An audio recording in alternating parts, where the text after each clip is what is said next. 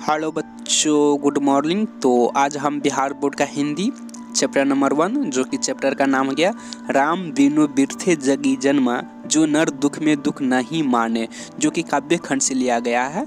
तो यह chapter cover करने से पहले हम आपसे कुछ बातचीत कर लेते हैं, तो फिर चैप्टर स्टार्ट करेंगे। तो सो स्टार्टेड। तो बात कर लेते हैं थोड़ा देर, उसके बाद हम चैप्टर स्टार्ट कर देते हैं। तो जैसे कि आप लोग भी जानते ही होंगे कि काव्य खंड से पहले गद्य खंड आते हैं। तो हमें पूरा विश्वास है कि आप लोग बहुत मेहनत के साथ पढ़ाई कर रहे होंगे या करते ही हैं, ठीक है। तो इसमें जैसे कि आप लोग ही जानते हैं कि काव्य खंड से पहले गद्य खंड आते हैं। तो गद्य खंड में जो 1 से लेकर 12 तक चैप्टर है, तो हमें पूर्ण आशा कि आप लोग अभी तक पूरा चैप्टर कवर कर लिए होंगे। लेकिन कोई कारण से अगर अभी तक कवर नहीं कर पाए हैं तो चिंता करने की कोई ज़रूरत है ही नहीं। तो आप प्लेलिस्ट में जाके वहाँ से कवर कर सकते हैं। चाहे तो आप वहाँ से जाके रीडिंग कर सकते हैं या वॉइस रिकॉर्डिंग सुन सकते हैं, या चाहे तो आप हर एक चैप्टर का VVI क्वेश्चन भी देख सकते हैं, ठीक है। कभी कभी हो जाता है, नहीं कोई कारणवश नहीं कर पाते हैं, तो कोई इतना चिंता करने की कोई ज़रूरत है ही नहीं। आप प्लेलिस्ट में जाइए और वहाँ से आप सारा कुछ कवर कर सकते हैं। वहाँ पे सारा डिटेल्स बाय डिटेल्स डाल दिया गया है, तब वहाँ से जाके आप देख सकते हैं या सुन सकते हैं। उसके बाद हम बात करेंगे, जैसे कि आप लोग स्क्रीन पर देख पा रहे होंगे, गद्य खंड एवं काव्य खंड दोनों मिलाकर 24 चैप्टर हो जाता है, ठीक है। तो इसमें मेन बात क्या है, इसे आप याद कर लीजिए। याद इसलिए कर लीजिए क्योंकि बिहार बोर्ड में यहाँ से आपको 10 से 15 नंबर के बीच में ऑब्जेक्टिव के रूप में पूछा जाता है। तो आपको यहीं से 10 से 15 नंबर का ऑब्जेक्टिव के रूप में आपका नंबर प्राप्त हो जाता है। तो आप इसे याद कर लीजिए। याद आप इस तरह से कर लीजिए, इसमें आपको याद इस तरह से करना है, जैसे कि चैप्टर का नाम हो गया, उसके बाद फिर उनकी लेखक का नाम याद कर लीजिए। तो ये तो मुझे पूरा सिंपल ही है। आप बोलेंगे इसमें नया क्या है सर, लेकिन हम इसमें आपको ये कहना चाहेंगे कौन सी चैप्टर कौन सी भाषा में लिखी गई है, आपको ये भी याद कर लेना है। क्योंकि यहाँ पे बहुत सारे बच्चे बाय मिस्टेक करके कौन सी चैप्टर कौन सी भाषा में लिखी गई है वह याद नहीं करते हैं, और मालूम चलता है कि ऑब्जेक्टिव 4-5 को ऑब्जेक्टिव छोड़ के चले आते हैं। तो आपको ऐसा नहीं करना। अच्छा नंबर लाना है तो ऑब्जेक्टिव ही मेन चीज़ होता है, तो ऑब्जेक्टिव पर ज़्यादा ध्यान देना है। तो आपको साथ में ये भी याद कर लेना है कि कौन सी चैप्टर कौन सी भाषा में लिखी गई। अगर हम एग्जाम्पल में बता दे तो जैसे कि श्रम विभाजन और जाति प्रथा निबंध भाषा में लिखी गई है, विष के दांत कहानी भाषा में लिखी गई है, भारत से हम क्या सीखे भाषण भाषा में लिखी गई है। तो ठीक इसी तरह से आप याद कर लीजिए। चैप्टर का नाम हो गया, कौन सी चैप्टर कौन सी भाषा में लिखी गई है, और साथ में उसकी लेखक का भी नाम याद कर लीजिए। तो अब तीनों चीज़ याद कर लीजिए। तो आई होप आप लोग समझ पा रहे होंगे। तब को यहाँ से 10 से 15 नंबर के बीच में आपका आसानी से ऑब्जेक्टिव में आप सही टिक मारकर आइएगा।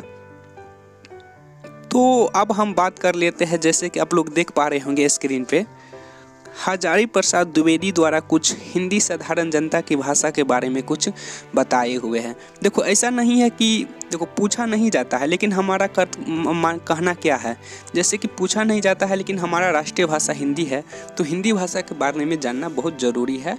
तो अगर हम इसे एक बार एक नज़र देख ले, उसके बाद फिर हम चैप्टर स्टार्ट करेंगे। हिंदी साधारण जनता की भाषा है, जनता के लिए उसका जन्म हुआ था, और जब तक वह अपने को जनता के काम की चीज़ बनाए रहेंगे, जनचित्त में आत्मबल का संचार करते रहेंगे, तब तक उसे किसी से डर नहीं है।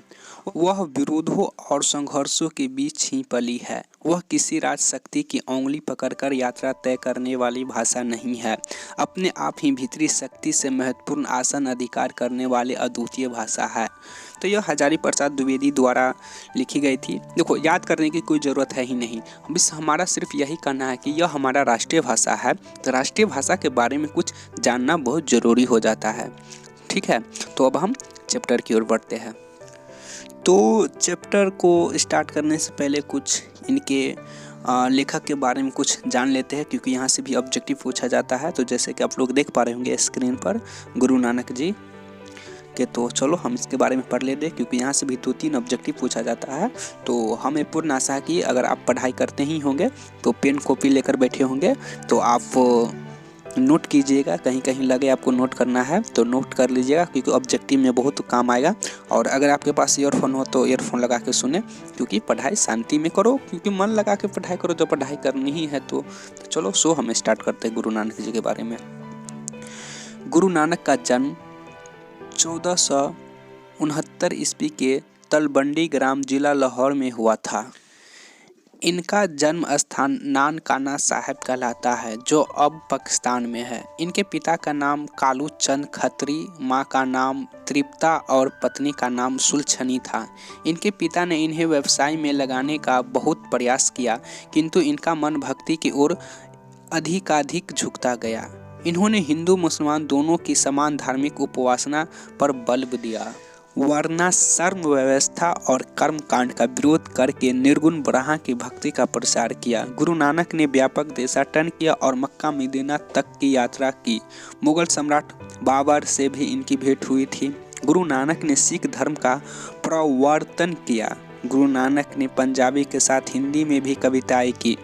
इनकी हिंदी में व्रज भाषा और खड़ी बोली दोनों का मेल है। इनकी भक्ति और विनय के पद बहुत मार्मिक है। इनके दोहों में जीवन के अनुभव उसी प्रकार गुथे हैं जैसे कबीर की रचनाओं में, लेकिन इन्होंने उलटवासी शैली नहीं अपनाई।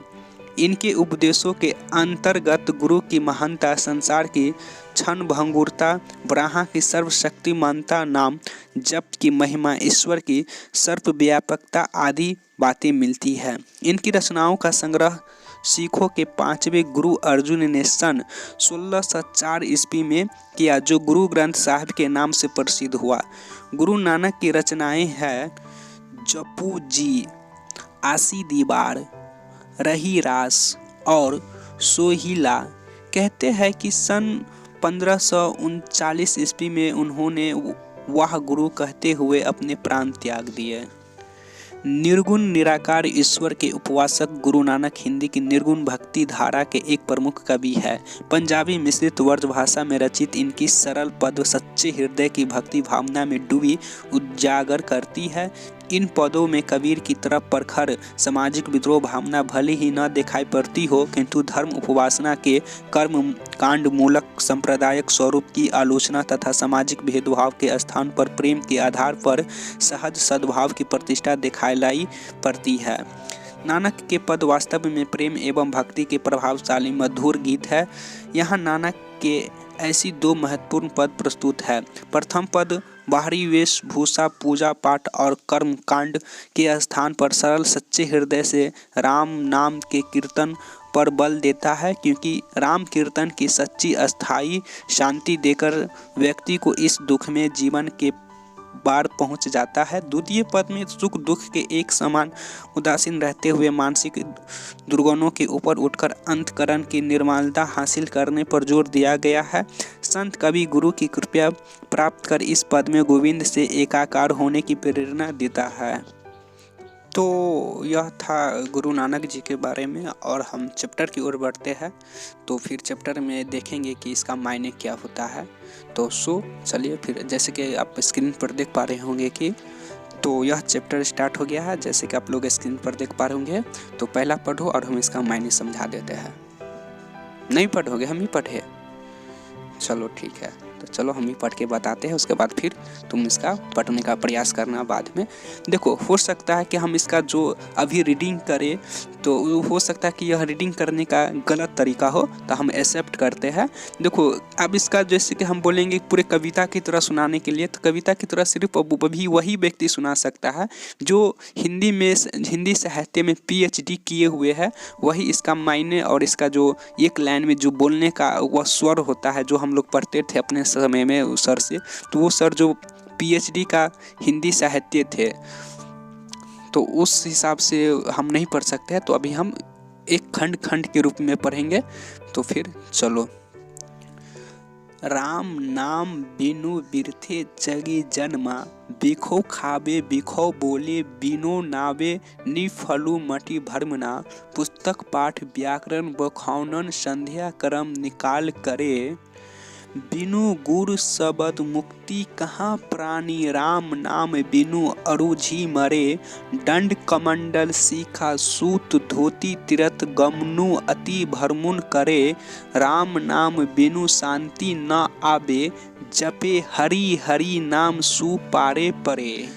जटा मुकुट तन्म भस्म लगाई वसन छोरी तन नगन भाया जेती जिय जंत जल थल महिअल जत्र तत्र तू सरब जिया गुरु प्रसादी रखेले जन कोई हरिरस नानक झोले पिया।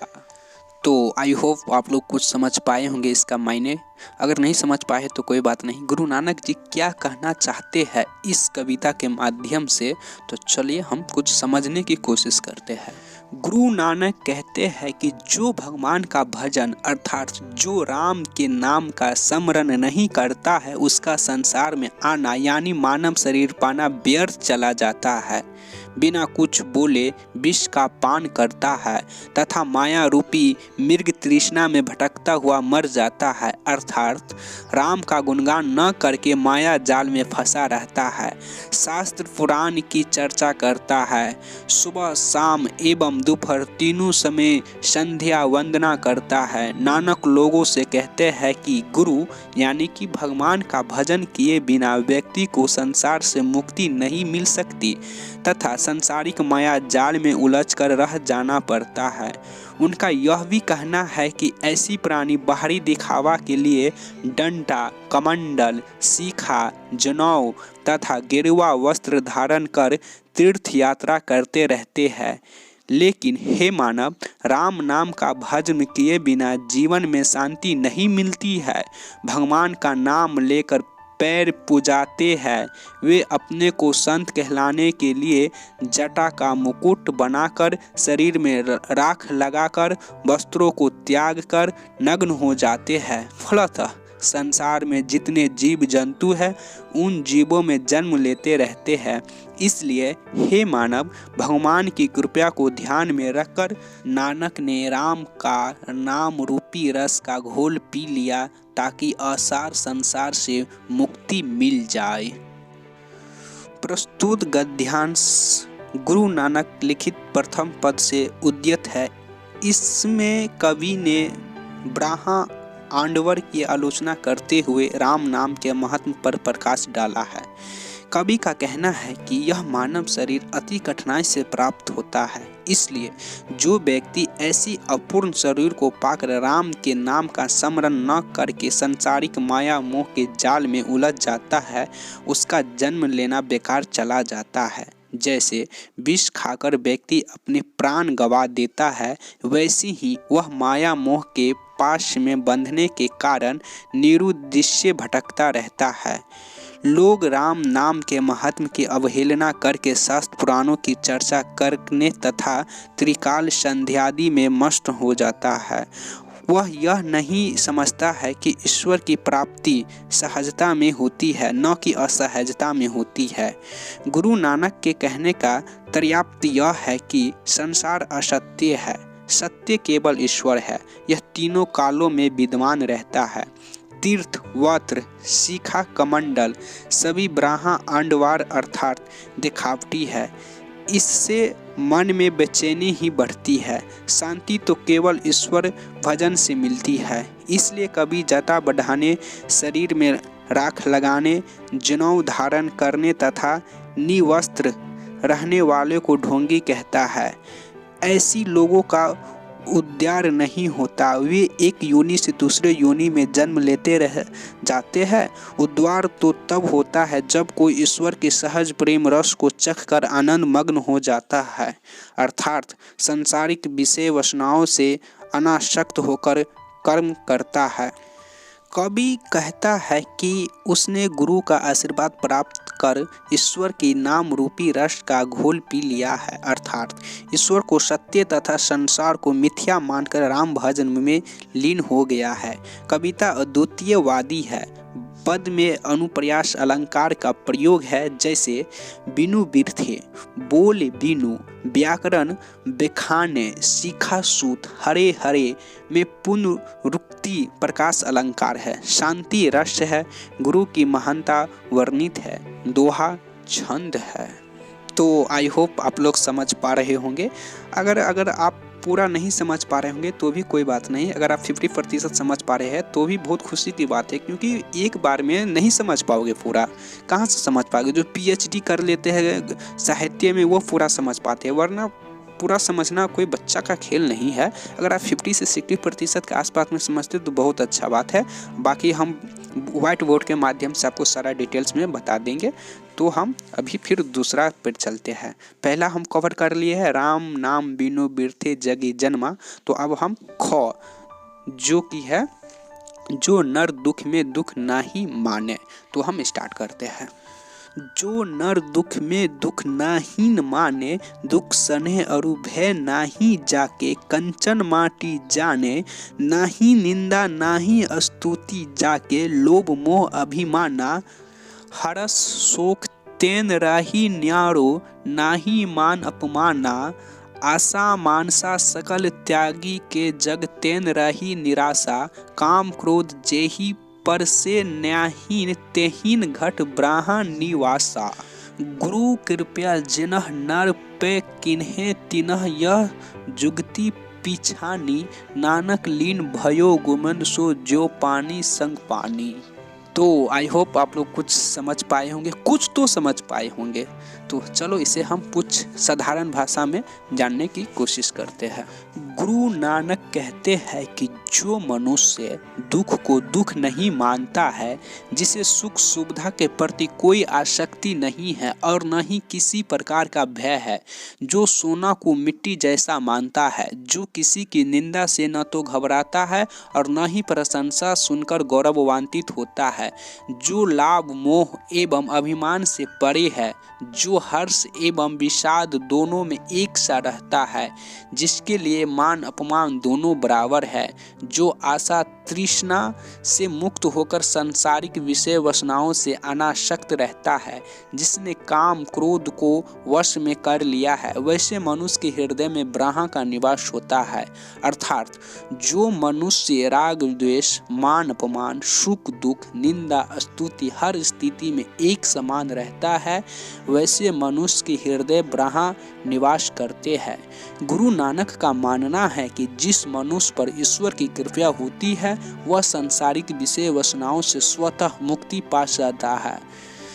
इसलिए नानक ईश्वर के चिंतन में लीन होकर उस प्रभु के साथ एकाकार हो गया है, यानी आत्मा परमात्मा से मिल गई है, जैसे पानी के साथ पानी मिलकर एकाकार हो जाता है। कभी कभी एग्जाम में इसका व्याख्या पूछ लिया जाता है, तो आप यह सुन लीजिए व्याख्या कैसे किया जाता है या किस तरह से आप लिखेंगे।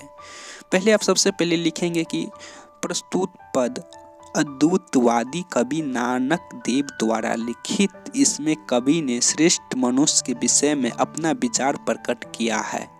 कवि का मानना है कि श्रेष्ठ पुरुष सांसारिक विषय वासनाओं से दूर रहता है, उसे किसी वस्तु के प्रति कोई आकर्षण नहीं होता, वह हर घड़ी एक जैसा रहता है, वह सुख दुख मान अपमान निंदा स्तुति तथा हर्ष विवाद सब में समान रहता है, वह न तो दुख से विचलित होता है और न सुख से अहंकारी, वह सोना को मिट्टी के समान मानता है, वह सारी मानसिक अभिलाषाओं का त्याग कर सांसारिक चमक दमक से उदासीन हो जाता है, क्योंकि जिस मनुष्य को दिव्य ज्ञान प्राप्त हो जाता है, उसे सारा संसार ब्रह्मांडीय प्रतीत होने लगता है, जिस कारण काम क्रोध आदि उस दिव्य प्रकाश में तिरोहित हो जाते हैं।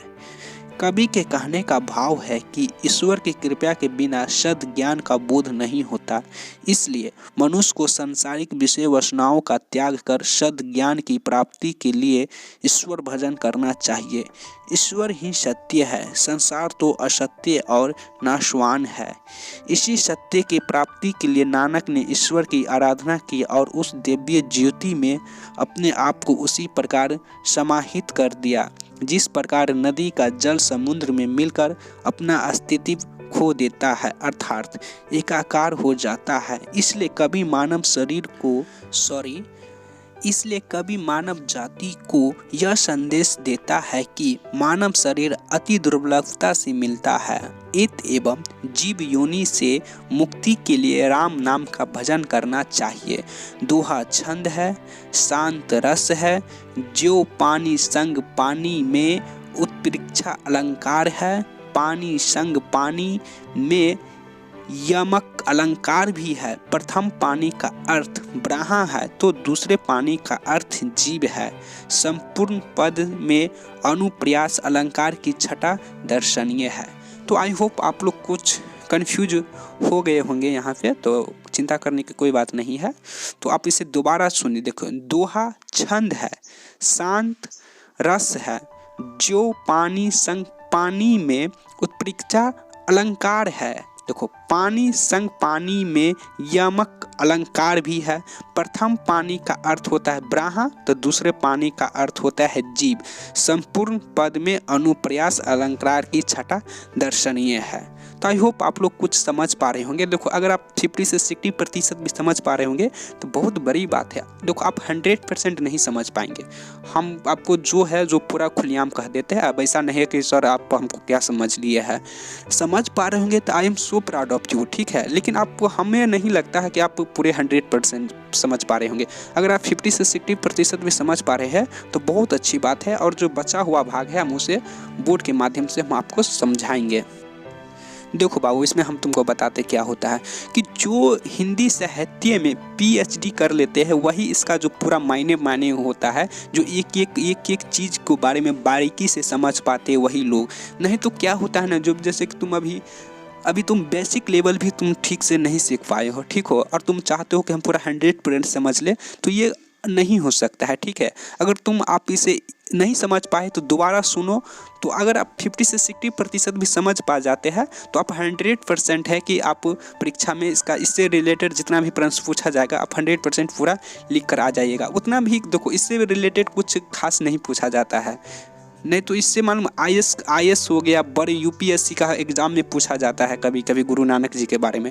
तो आई होप अगर आप 50 से 60% के बारे में भी समझ पा रहे होंगे तो बहुत अच्छी बात है। तो अब हम थोड़ा प्रश्न के बारे में चर्चा कर लेते हैं, तो फिर हम बोर्ड की ओर चलेंगे। तो जैसे कि आप लोग देख पा रहे होंगे कि स्क्रीन पर कुछ प्रश्न है जो कि 8 से 9 प्रश्न है। तो आपको सभी याद करने की कोई ज़रूरत है नहीं। हाँ, आप सही सुन रहे हैं, सही प्रश्न याद करने की कोई ज़रूरत है नहीं।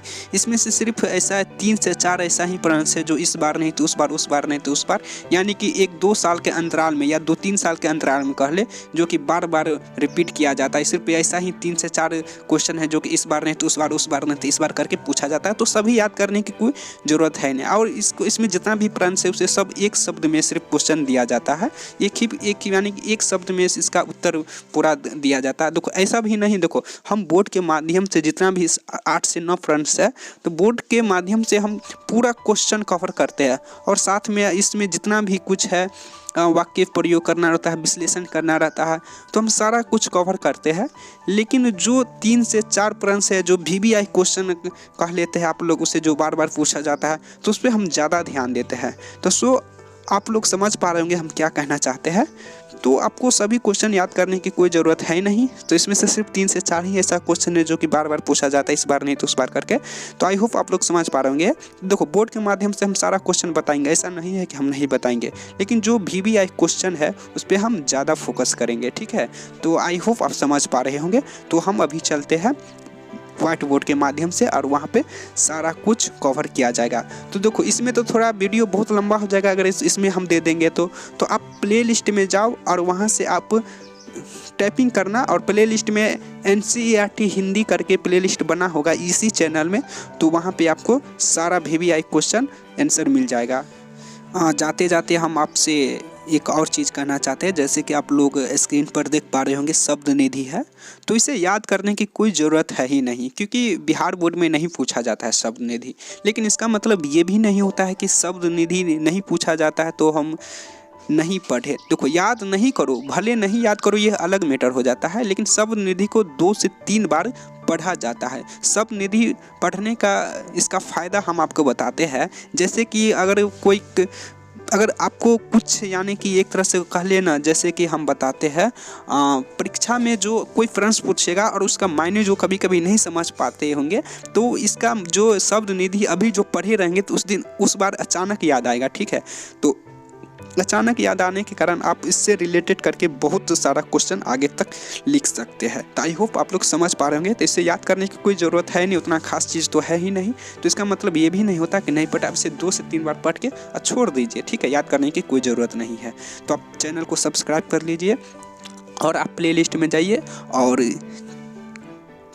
वहाँ पे जितना भी VVI क्वेश्चन आंसर है तो वहाँ पे सारा कुछ कवर करके रखा गया है, और कुछ बाकी है तो हमारा टीम बहुत तेज़ी से काम कर रहा है और वीडियो अपलोड हो रहा है। देखो, चैनल सब्सक्राइब करने का मतलब ये नहीं होता है कि कुछ हम तुमको बोलते हैं कि हम ग्रो कर जाएंगे। देखो, ऐसा नहीं होता। ये मन में जो विचार गलत शब्द बहुत आदमी को घूमता रहता है, तो ये गलत विचार शब्द है। चैनल इसलिए सब्सक्राइब किया जाता है ताकि हम बिहार बोर्ड से रिलेटेड या जो अगला चैप्टर हम कवर करेंगे तो आप इसका जो हम वीडियो अपलोड करेंगे, यानी कि कोई भी चैप्टर हम अपलोड करेंगे, तो चैनल सब्सक्राइब करने का मतलब यही होता है कि तुम्हारी तक नोटिफिकेशन बहुत जल्दी पहुंच जाए।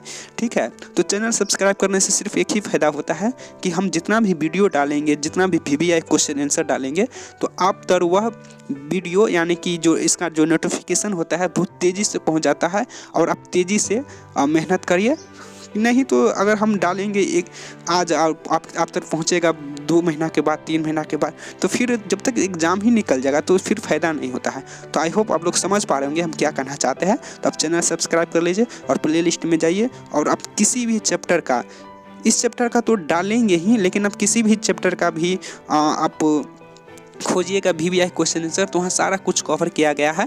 तो आई होप आप लोग समझ पा रहे होंगे। तो अभी इतना ही रहने देते हैं क्योंकि वीडियो ऑलरेडी ही लंबा बन गया है। तो चलते हैं हम व्हाइट बोर्ड के माध्यम से, तो फिर वहाँ पे पूरा क्वेश्चन कवर करेंगे। तो फिर मिलते हैं अगले चैप्टर में। जब तक के लिए जय हिंद, वंदे मातरम, भारत माता की जय।